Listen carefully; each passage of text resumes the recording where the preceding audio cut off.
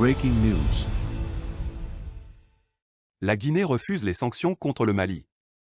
Nos frontières sont ouvertes. Dans un communiqué publié ce lundi, 10 janvier 2022, la junte militaire guinéenne a annoncé son refus d'appliquer les sanctions prises hier par la CEDEAO contre les militaires qui ont renversé le président Ibrahim Boubacar Keïta au Mali. Les tombeurs du président Alpha Condé arguent n'avoir pas été associés à la prise des mesures contre la junte militaire du colonel Assimi Goïta, avant de rassurer leurs homologues maliens que les frontières aériennes, terrestres et maritimes guinéennes restent toujours ouvertes à tous les pays frères.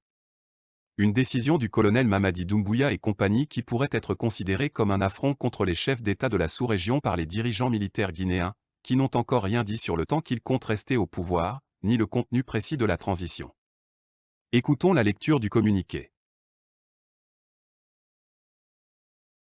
Communiqué numéro 001 CNRD 2022.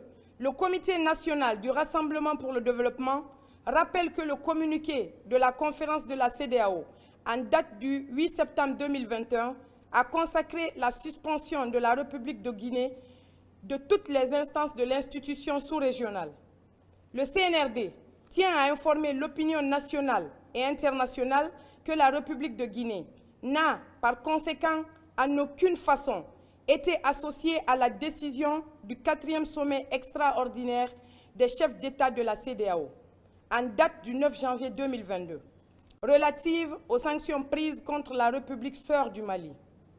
En conséquence, le CNRD réaffirme que les frontières aériennes, terrestres et maritimes de la République de Guinée restent toujours ouvertes à tous les pays frères, conformément à sa vision panafricaniste.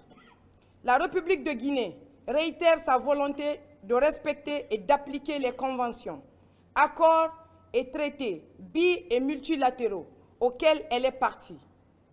Conakry le 10 janvier 2022, le CNRD.